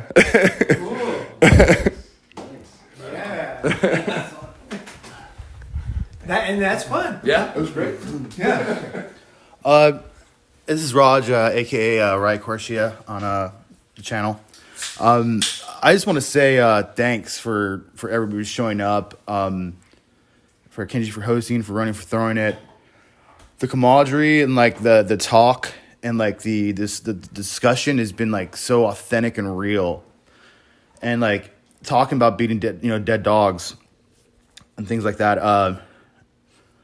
I've been like, I met Ronin in Bangkok a couple years back, and I had been going like to that region for a couple years, and I had kind of fallen into this like kind of nihilistic thing of just fucking like escorts and pros, and I was taking the easy way out because I had such simp mentalities before, and I fucking just I put the pussy on a pedestal, and I would get so bitter and jaded. And seeing one of the younger dudes here who was like, it reminded me of where I was stuck like 15, 17 years ago. And I was like, shit, man, no wonder I fucking repelled so many fucking women and so many like, people in my life. So that you had a tough life, dude. I mean, they don't know that, but you had a very tough life. Oh, Way before women. So Yeah. people should know that. Like, you had a very fucking tough life growing up. Thanks, man. Like, you know what I mean? So you were dealing with that. Yeah. And you had nothing to do with it. It's like your life was fucking tough. Like, really. You did not have an easy life as a kid. Yeah. Thanks for noting that. So anyhow, I just been in LA the past, like, just trying to get out, right? There's a song by Songquel, called Iridescence, like, I've been looking for a way out. It's like trying to get out of the gray. I'm trying to get out of the fake out. I can't hit the note without the song, but anyhow, that song like gets to me, and like I have my friends, my boys in LA that I've known since like my 20s, but those relationships are dead in the sense that like these fuckers, like, I mean, they're my friends, but like, we do things together, but like I've outgrown them. And like just talking to you guys, I'm like, dude, this is my fucking tribe right here. Like the other night, like I was like, we were talking about, economics and fiscal policies and trends, and like none of my friends like to talk about that shit. And then I'm talking, PUA theory with Connor and John, a couple of guys. I'm like, fuck, man, you guys actually know your shit, and then just seeing all you guys are fucking in lean and good shape, healthy. And like half my fucking friends are like apathetic. They're fucking gamers. I'm a gamer, but like I have to set limits on that shit because like that's, especially when you're a tech guy, that sedentary lifestyle fucking kills you. You get your shoulders get protruded. You're just sitting at your desk, freaking drinking coffee, Red Bull all day. You stare at a fucking screen. And like I've been working in tech since I was 19 as a pro, and like I showed a couple of the dudes my pictures here. And like I've had like I've blown up, lost weight, and it's been like this crazy fluctuation. And Ronin told me something, like in one of the conferences a while back. I was like, I know how to stay in shape. He goes, no, you don't, because if you did, you'd still be in shape. I was like, fuck, So like, anyways, I hadn't seen him in a couple of years, and he's been going through a lot of shit. So like, part of me coming up here is like I wanted to see is like, are all like American cities the same? Are they all full of just like bullshit? And I came here, I was like, oh shit, this is where all the hot LA chicks went to. Like we're walking down Rainy Street, and yeah, and like I said, there's just like more like red pill dudes here, in a sense. Maybe I'm just noticing it, but yeah. So, anyways, I just like I said, it's given me a lot of food for thought, and I think I'm inspired to just maybe like, fuck, man, instead of me like bouncing back to Asia as much as quick as, the borders opened up, and then, like going to like my, the expat kind of like digital nomad life out there, which I've been kind of like targeting. I'm like, fuck it, maybe I should just try, a different American city for a year, like I've like I said, I fucked like over 150 girls, but I've never had a real girlfriend, and I'm like, fuck, so like, even and Ronan was telling me, he's like, you want multiple women in your life. You want older women. You want younger women. And I was like, they have a lot to offer and value. So I was like, fuck. I was like, you know what? I was like, that's the next hurdle. It was like I have to open up to some chicks I like and willing to fucking risk it. Have a relationship for a year or two, and maybe have a good rotation, like 2 or so.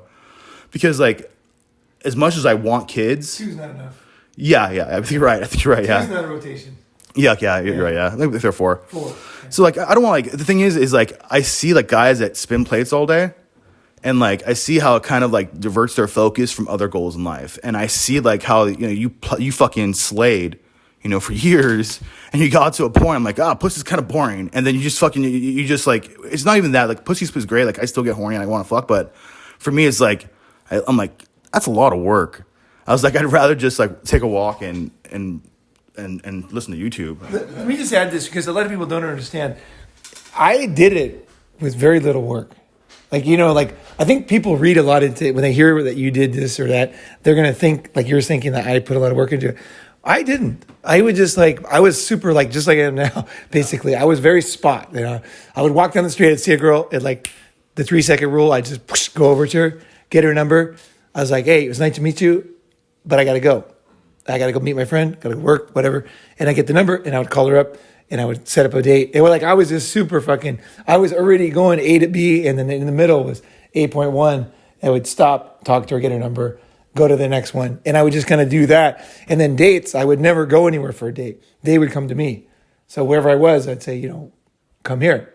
And I would, that way, I never wasted time going out to them. I never drove an hour to meet a girl. I never did that. I just if they wanted to meet me, they'd come where I was, right? And it's that then, easygoing energy. Like once I've seen it's like you have that confidence. But that's the way to do it. Is what I'm saying is you can have multiple girls and not waste a lot of energy on it. But I don't recommend that to everybody. Okay, I'm not saying this is the way to go. Okay, don't get me wrong. I think once you're out of your 20s, I don't know if it's such a great idea. I did it in my 20s, I loved it. But when you're 40s, I mean, I don't know. It's almost like the dead dog is you now. You know what I mean? It's just you're not really. It's not your thing anymore. It's it's like when I changed from racing or whatever, it's a hobby. This is not there anymore. Like Kenji, we both are, it's so I think be very careful. I'm not saying you should or anybody should. I'm not saying it's good. I'm not saying it's bad. But the idea that, I never spent any money on the girls. I never wasted any time on the girls. The time with them was enjoyable. And if it wasn't, I wouldn't do it. So I would make sure that it was fun.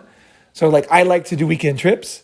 So what I would do is I'd just go about my day, meeting my friends, having fun. I would get numbers. I'd call them up. Quick date, 45 minutes. At the peak of the day, at the peak of the 45-minute kind of conversation when she's laughing the most, I'd look at my watch or whatever, my phone, and I'd say, fuck, I got to go. I got to go to work. I got to do something. And she would be like, kind of this was just going good. And then I would leave, and then I would call them up or send them a text or whatever, and then say, hey, can you cook? And they'd be like, totally, And then I'd say, well, let's make breakfast. And they'd come over to my house, breakfast, fuck them. And we'd start whatever it was. And then it was morning. So I wasn't wasting my whole day. Cause I like to sleep. Yeah, same here. I don't like to so I never stayed up for girls either. Last night, that was for you guys. That wasn't, I would never do, I never did that. I hated that. And that's what I hate about the whole POA community is to me, they try so hard to do all these things that I did so easily and efficiently and these guys are known as the best in the world. But to me, I don't agree, even though I like them and they're great guys. They are great guys, actually, some of them. But it's the concept, you can do this very efficiently and fun. You can do things without making big sacrifices. I'll play golf. I like golf, right? There's a lot of things I like, but I won't. It's only if it's you know what I mean? If I get to a new city, I don't need to eat American food. I'm going to quickly adapt. I adapt to what's there and eat. I eat. I'm very adaptable. You go native. I go native quickly. And I go, if golf is right next to there and it's $15 and my friends like it, then I will go all, that'll be natural. I'll go. If I'm surfing, if I'm on the beach, I will surf. I'm not going to, even though I like to surf, I like to play golf, but I like to do a lot of things, but I'm not going to do when I get to the new city where it's all of a sudden it's 3 hours, it's dead dog. It's not working anymore. It's not, the food is the dead dog. When you eat American food overseas, it's not going to be really American food. It's not going to be really fresh. It's going to be too high priced. The people that cook it are not going to make it right. Yeah, I have to adapt, right? I'm trying to keep it alive when it's not alive. And it's no, quickly, gone. No Malaysian food. I don't go to Malaysian food, right? You know what I mean? I'm just going to quickly, I like Chinese food. I like real Chinese food, but I never see it here, so I don't eat it, Japanese food, I very rarely eat it here because it usually sucks. And that's fine. I'm not going to sit around talking about it, but it's not usually there. So I just don't. Sometimes I'll get half a fish. I'll eat that. Somehow I can get a fresh half a fish somehow, right? And I'll make sashimi or whatever with it, But other than that, it's most of it's just not right. Japanese food is very fresh, 5 times a day. Trucks deliver it. You can't even make them Japanese food in America because the trucks only come once every few days. You basically can't make Japanese food here, in my opinion. because it has to be fresh. Japanese food has to be fresh. It's not about the cooking, it's the ingredients. So I realized that. My mom said, I was like, you're right. There is no Japanese food here. I'm not going to eat it. It's just this fake Japanese. So it's like adapting and doing it as efficiently and make sense as possible. If I was going to date, when I was dating multiple girls, I'd be running. I used to run a lot. I'd run. I'd see some cute girl, start running backwards next to her, and then talk to her, have her write her number on my hand or something, and I'd just keep running. And I was just like, now I got her number written on my hand, my wrist or something. And then I would get home, give her a call, or whatever, and just send her a text. And I would just kind of like, boom, she wasn't interested, it's fine, but usually when I'm kind of that way, where I'm just like very natural, just doing my thing, going about, girls love that. It's very light and easy. It's very, it was in that song, It's Too Late. It's like, it used to be light and easy. I knew what to do, I thought, oh yeah, light and easy. That's what's missing in these dead dog relationships. It's not that light and easy, Listen to that song, It's Too Late by Carole King. She has a live version. So good. She's playing a piano. It's like 1970 or something. That's the one you want. That's the one. But, so I would say, when you hear these things, ask more questions. Because I am not a guy who wasted a lot of time on women ever, or relationships. I was always very efficient. I was always like, my friends are coming over. Most of my dates would be, I'd have a whole fun day. I'd get numbers in the day, doing things with my friend. And then I would tell like a girl to come by. I'd say, look, come by at like 9, and then she would come by at 9 to my house and then plan on spending the night. And then we would have our little date or eat some food and, do whatever we did. And then we'd, like whatever we did. And then we would go to sleep and then in the morning, do whatever. And then she'd go to work and I'd go. And it was easy because I'm usually home by 9. So it made sense, right? So I think a lot of guys, like, they choose either monk life or this retarded slavery for women thing. Yeah. Yeah, no. You don't have to do, and I say this to the guys who used to do pickup, because I respect guys who used to challenge themselves and they were willing to take the punch in the chin in a bar, right? I was never a bar guy, ever. So I really am not good at bars. Like, it's not my thing. I just never was. And, but there's a better way. There's a better way. You're running, you're walking around the sword, you're just cruising around, you're meeting people, you got no house, you just meet people, things very efficient. You're just moving around, constantly moving, constantly doing stuff, constantly getting numbers, and you're doing your thing, and then people want to be in your party, right? It's like, that's the one thing I learned from pickup was the words. They said, be the party. Yeah. It's like, you're the party and people come to you, right? You're the boat, people ride on you, It's like, you're doing your thing and people like that. They're like, that guy knows what he's doing. Let's do that. Let's go with it. It's not a simp thing. It's like, it's kind of like last night. If you see somebody doing something, you might kind of copy because they're doing something, I'm going to do that too. That's cool. That's fun. And it's like, you see the boring people, you don't copy them, right? We learn from other people, We're not all Einstein making up new things all day, right? Something we actually watch and do, but you like that person that's leading. They add value because they kind of, and you might lead the next time, right? It's not like they're the leader, Oh, I can't lead, Leaders follow all the time. Even the generals, they report to somebody. Everybody reports to somebody. Or you know what I mean? There's always somebody, there's something, So don't be afraid of that. It's okay. But I would say if you are going to do multiple, I don't really know how to put it into words, but there is a way to do it that you can be totally normal yourself and not waste any money or time and be very light and easy. And the girls will really love it and you will have a good time. And it's just like a warm summer day. It passes and goes, it's just like, whoosh, it will just go, just like everything else. You'll enjoy that time and you'll go. Some people, they watch the video and they'll see the thing on sugar mamas, then they'll like want to get a sugar mama. And they'll call me. This is the most serious guys I get are always in the sugar mama video. I almost wish I didn't make it because I never really wanted a sugar mama. Like, I just kind of fell into it. Like, I fell into girls that wanted to be the sugar mama. And then some girls I used to date thought they had been a sugar mama to me. And they would say, I'm like, what are you talking about, sugar mama? You know, and you're like, you are not a sugar mama at all. You know, I'm talking about a real sugar mama. You know, like the sugar mamas, it's really obvious. They know what they're doing. They're like professionals. Yeah, it's a totally different thing, right? And you don't trick anybody into doing this. This is something they choose. This is their profession. They're looking for a young stud, and they're willing. They got the cash, you know, and they're willing to fucking fund the lifestyle, and they want you around, and they want to enjoy something of you, right? I need one of those. And but the thing is with that is, I didn't say the full story in that video, because the thing is, why don't I have them now? It's because I enjoyed it. It's like when I put that ad in the classifieds, I said, watch me fuck your wife. And then I was totally shocked that guys brought their wives, and I fucked a tons of guys. The guys were totally into it. They like cheer me on like a football team. Yeah. It was like, yeah. It was totally hilarious. Yeah. Yeah. I read these like stories. I'm like, guys are into this. That's amazing. So then I put up an ad. Sure enough, fucking guys are calling me. And like hot wives and everything. And they were like, one guy was like a football. That's why I say football. Touchdown. Yeah, his name John. He was like, yeah, get her in. Go yeah, dude. She loves that. Yeah. And he was like a cool guy too. It was funny. He was a totally American guy, totally normal American guy, actually, in many ways, you know. And I was like, but I tried these things and it was fun, but there was always a drawback, you know, like there's always a drawback to it. Like it was fun. Living in New York is great.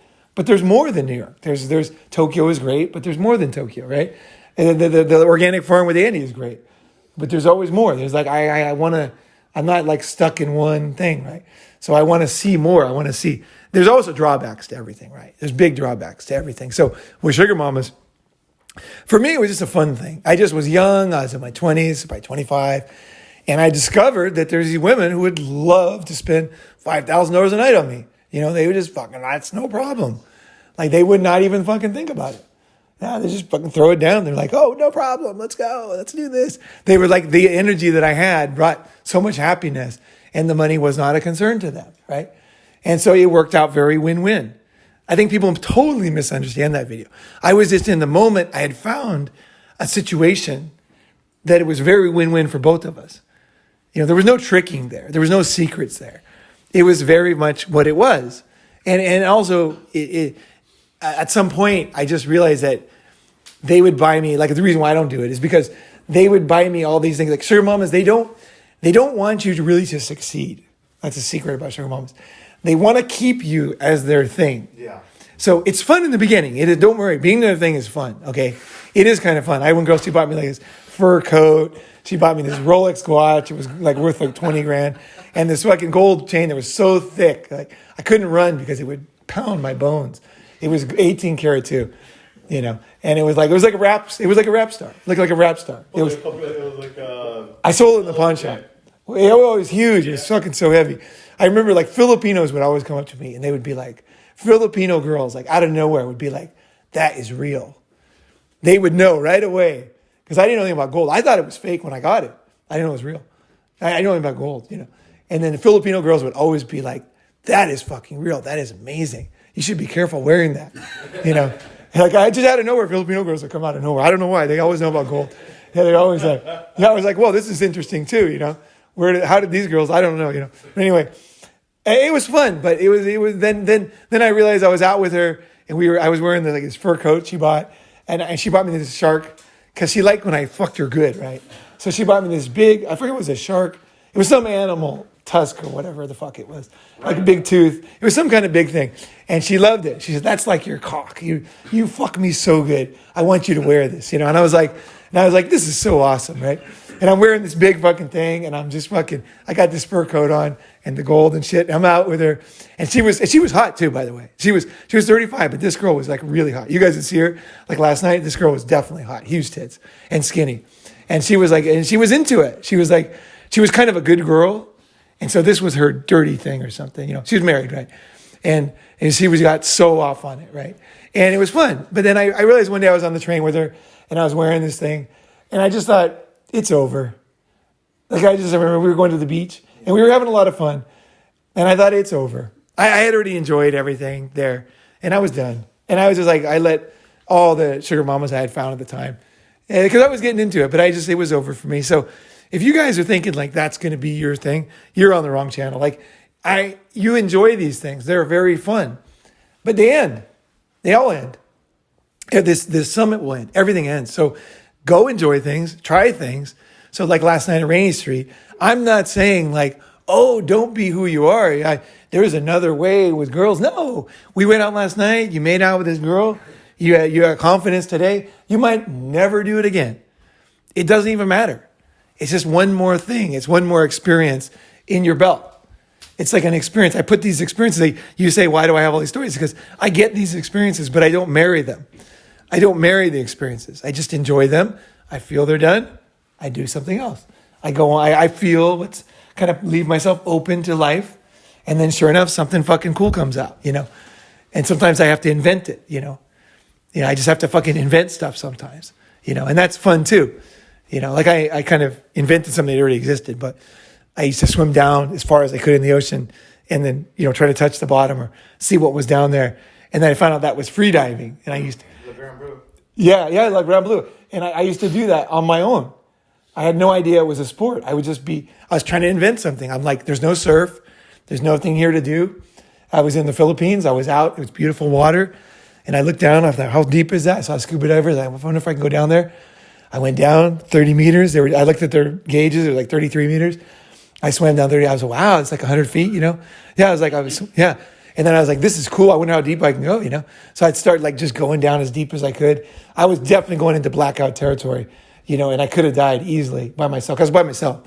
Then I wasn't no scuba diver. I'd go down. I went down in a lake in Indonesia that was made from a comet, Lake Toba. I went down to the bottom and it was boiling hot down there. It turns out there's like a vent to a volcano. I could have easily died of that hot water because it was like the rest of the water was cold and there was just this river inside of the lake of hot water. And if it would have hit me directly, it would have cooked me, right? It was like boiling hot water from the volcano. And I was down there, pitch black, feeling the rocks, the volcanic rock. I didn't know where I was. I've been down in things where I've felt fish, like huge fish down in the bottom of things in pitch black. I felt like rusty, sharp things. Yeah, I felt all kinds of things, because I just like to go down and explore. And I'm willing to die. I'm always willing to die. Yeah, it's fine. If I die and Ronin ends, you won't be surprised because I do enjoy experiencing things, right? So I'm gonna go in and check things out because the only way I can check them out is by going in. I can't just look on the internet. I gotta go in and see what the fuck is there. If it's in my curiosity, I will go there and I will enjoy it and I will see what's there, and then later I'll find out, and that's how I find out, So I say with these things is when you decide you're going to try something, first I would say you are old, okay? You're old to do what you're saying. So I would just warn you on that. Because maybe, you're 40. You're 40. Maybe what you're saying is, I now am the kind of person who would have done this in his 20s. And that in itself is a big deal because you're now accepting the new you. But I would just say you don't necessarily have to you don't have to prove anything to anybody or to yourself. Just that you realize, okay, I didn't do it in my 20s, but I would do it now. Like I respect that. I see there's value in that lightness. One of my favorite movies is The Unbearable Lightness of Being. Yeah, that is it for me. It's like that relationships. It's The Unbearable Lightness of Being, that movie. It's just like, it's just fucking great movie. Great movie. But it's long. And it's like, I think that you're accepting that part of yourself doesn't even mean you have to do it. And it doesn't even mean that the time is good. So it will give you that warning. And I think, so when you feel ready for something, it doesn't mean you necessarily have to just think clearly too. Like now I'm in this state, I'm feeling this, but give yourself a little time. Do I really want, is what I'm doing? Like you hear me say something or somebody say something. Are you really hearing something? Like I never went into the Sugar Mama. I think the Sugar Mama video is very good, by the way. But I left a lot of things unsaid, because you can't only put so much in a video because it gets too long, right? But actually, I don't want Sugar Mamas. And I was going to say, like, it is kind of fool's gold at the same time as I really enjoyed it. So yeah, I did enjoy it. Like I had that big toot from the girl. It was like, it was really fun. It was really fucking fun. And she was really into it. The sex was very, very good. some of the best sex in my life. I fucked her more per day than any other girl. That girl, that one, the 35-year-old. I fucked her so much. It was unbelievable how much sex we could have, me and her. It was very hot. It was very natural. It was very real at the time. But I did run into her 10 years later, and we went to a hotel, and it wasn't the same from my side. She was still wanting that same thing, but I didn't feel it. I just had sex one time, and I was really disappointed with myself, and I was disappointed with the whole situation. But then afterwards, when I thought about it, it wasn't really me. It was the energy of her and me that made what we did, right? It wasn't like I'm this big stud who just goes in with the dead dog and can make anything happen. No, it was our vibe, our situation, my age, her situation. And it was like that was created, that fire, but then it ran out of fuel, right? So it's like sometimes I'll meet girls 10 years later and I'll be with them, and then I can see the past better too. Because I kind of tie her into that time too. And it's not her really. It was that time.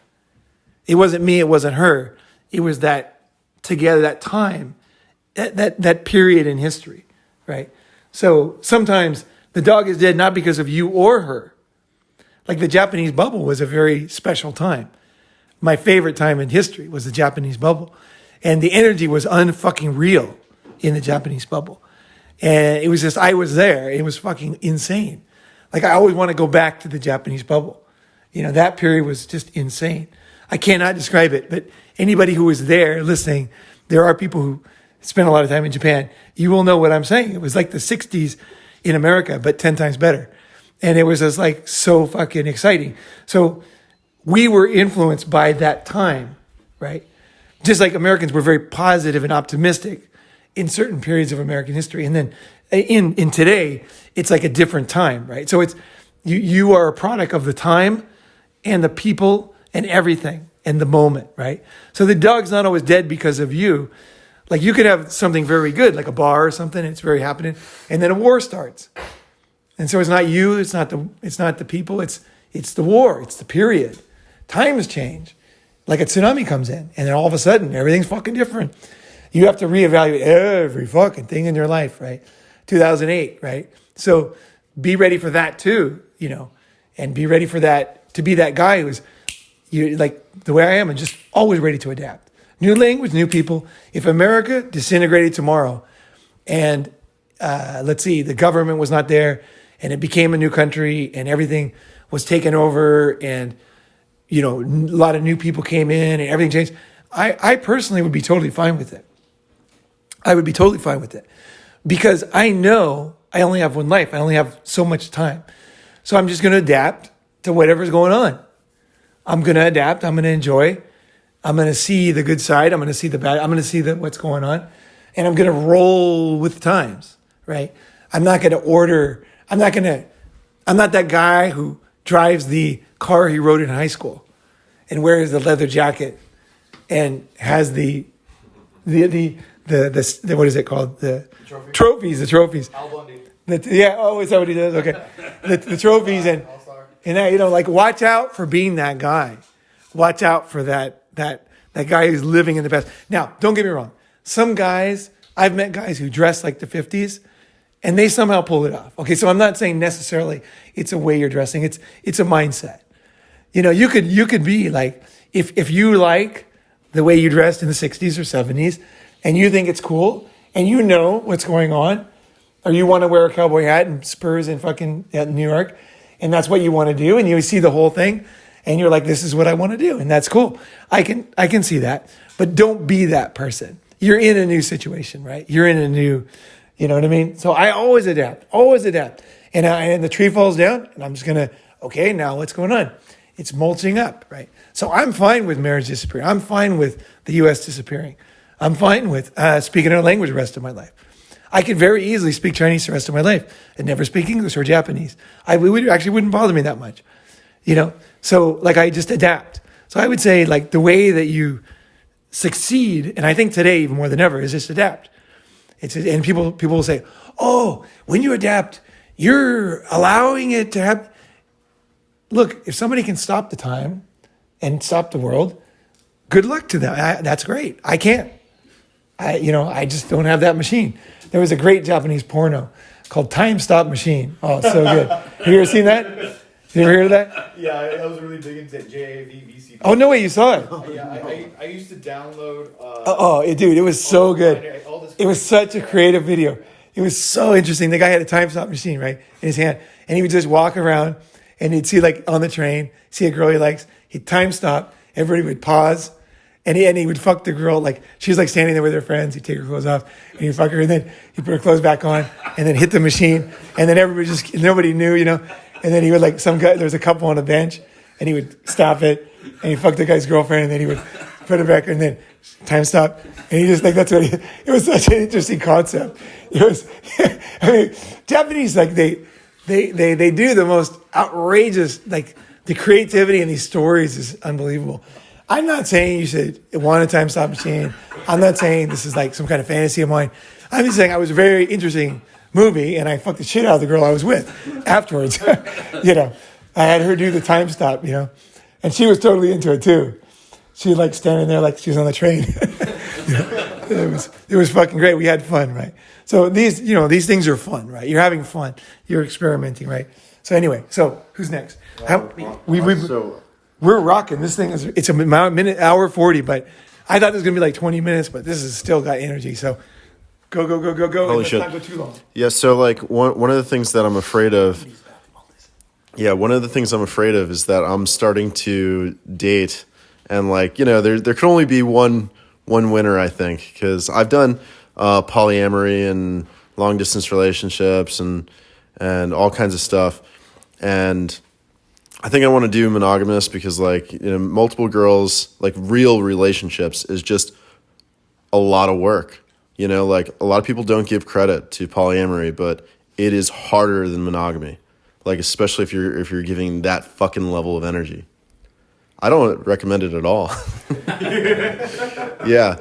So I don't want to and like I hope it's not too late for the dead dog talk because I don't want to end up in a dead dog cemetery.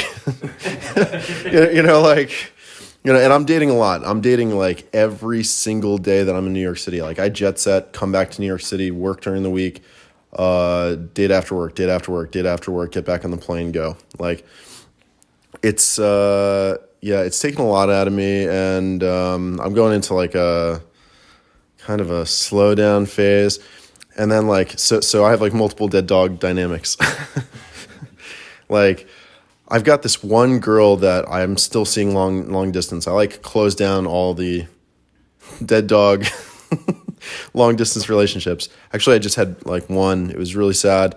We had this really awesome dynamic, but it just isn't working for me.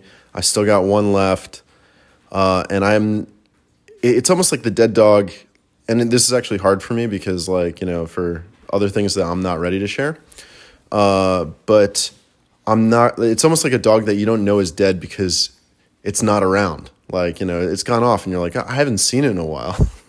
Like, how do I know if this dog is dead? And I have a really good sense of time. I mean, that's why they call me Chime Time. I know that I will see this dog again before around December, but like I know in December is like the decision that I will make whether it's alive or not to just decide I'm gone. Like that door is closed. Like like I could almost see the time and life. So that's one thing. That's a little heavier. The other thing is like, yeah, of course, COVID happened. Prior to COVID, I had a huge travel program for like festivals and stuff like that. And this is a dog I haven't seen in a while. Like when, yeah, right? When COVID's over, or when it's like, it might already be over, but when it's really over and festivals come back or whatever, like full swing, like nationwide. Do I go looking for this dead dog? Is it alive? Like, do I make a search party, whatever? Maybe I've changed. I mean, I have changed. I definitely I've like started doing card readings internationally and around the country, and doing the Ronin World Tour, and like that's been a hell of a year. Holy shit. Do I go back? Like I haven't even thought about this dead dog in a while. And then also like, when am I going to be at a point where no more dead dogs?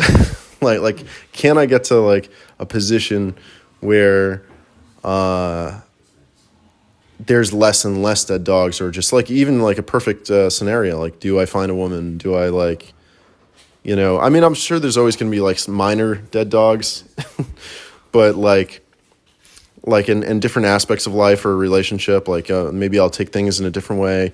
But I do want to have a relationship where I just stick with this one girl, and then we go places together and navigate those dead dogs together. Like, sounds crazy, but it's a dream. It's a fucking dream.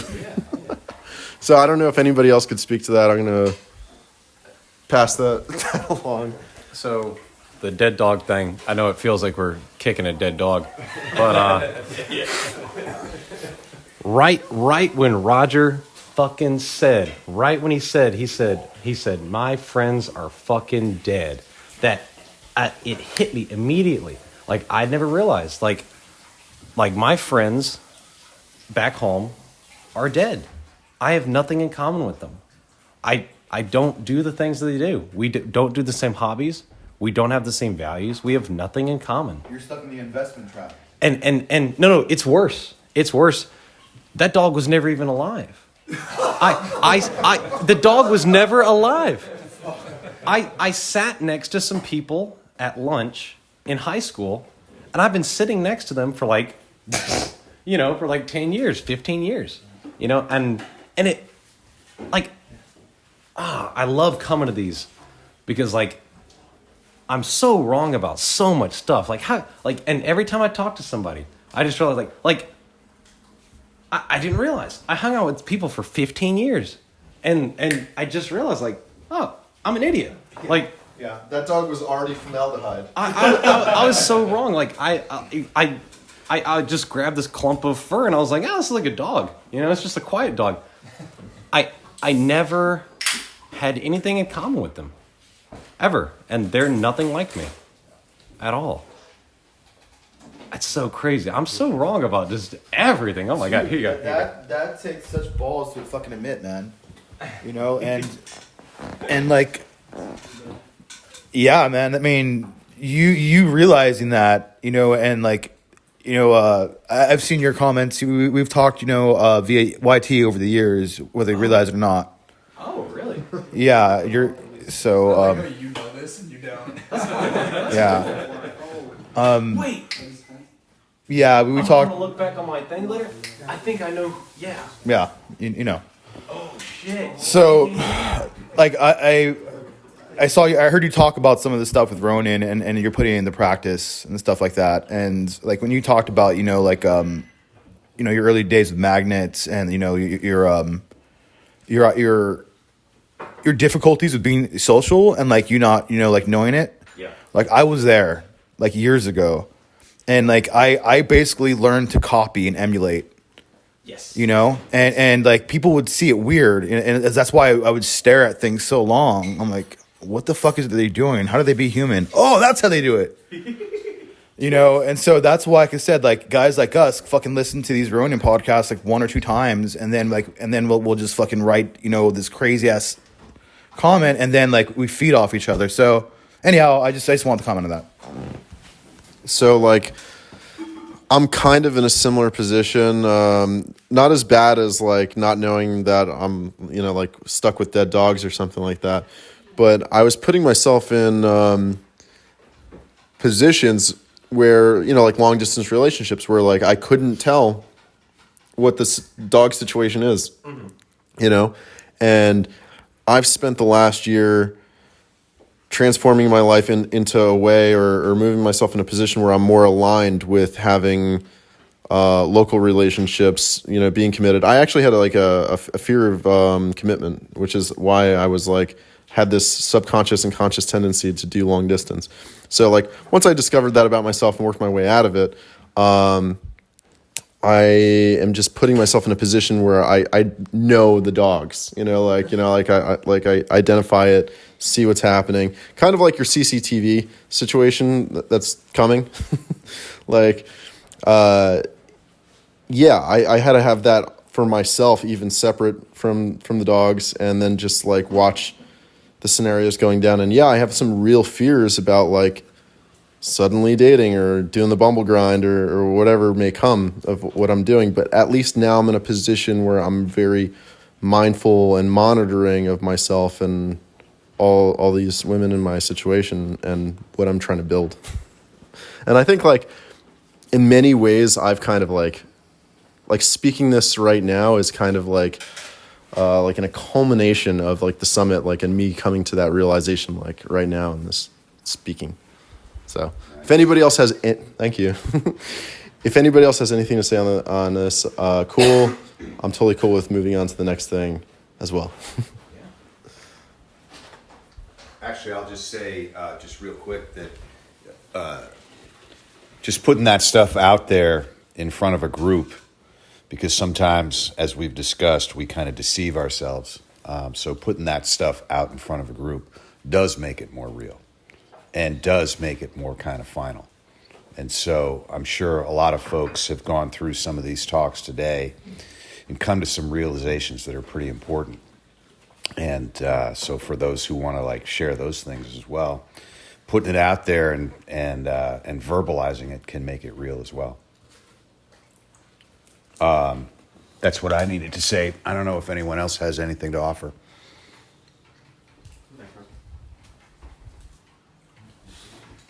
I don't know, anyone who hasn't spoken yet want to say anything? Otherwise, Paul's already chowing down on some chocolate. All right, man. So this has been like, I don't know if this is the last talk of the day, but it's been a really killer one. I think this is my favorite so far. Summits have like a way of, like you get in the groove at the beginning and then just the conversations keep getting better. And this one is just like killer. It's got all the lethal energy from like, go movement and just like momentum. So I want to thank everybody for attending Texas Summit. Thank you, Kenji. It's been awesome. Thanks for having so much fun last night. I know I peeled out and went on a date, but it's really cool. This is like my 6th summit. Thanks for being here. Keep coming. It's stellar.